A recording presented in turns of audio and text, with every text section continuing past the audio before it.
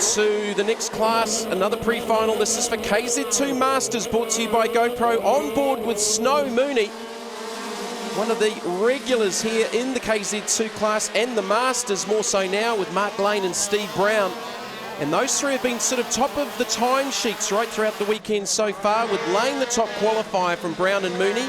That's how they finished in the first heat. Brown won heat 2 from Mooney and Lane. Lane came back to win heat 3 from Brown and Mooney. So, Andrew, I think those will be the top three to watch. And Mark Lane's come back into kart sport over the last couple of years, was a very, very good racer many, many moons ago, and that's why we've got this Masters class now. Yeah, of course. You know, I remember Mark back when I was in the cadet class when I was 8 years old, so, you know, they've been around for years, and, you know, they're not in the easiest of classes. You know, it's actually pretty physical, this KZ2 class, so you know, they'll be having their work cut out over the weekend, but it's still great fun. Well, there's an issue, and it was for Steve Brown, one of the favourites going into the weekend, and certainly the pre-final and final, and he's had an issue there over the other side of the track, so that's going to drop Brown back through the order, so that takes a bit of pressure off Mark Lane.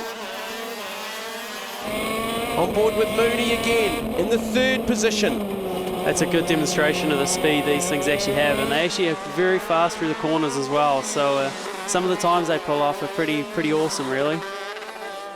So an average lap speed around 80 kilometres an hour, and that's around the entire lap, over 700 metres long, the Winds Raceway here at Kart Sport Wellington.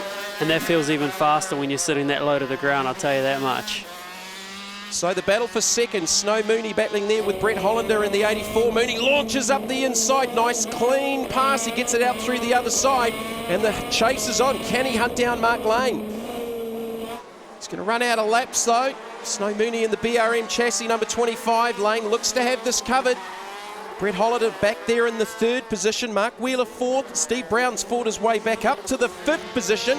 There's a big battle group all in contention for that, but out of the final couple of corners it will be Mark Lane taking the checkered flag in the pre-final, on board with Snow Mooney for second, with Brett Hollander in third. So Mark Lane will start off the pole for the final ahead of Snow Mooney, Brett Hollander, Mark Wheeler, Steve Brown, Todd Wheeler completing the top six.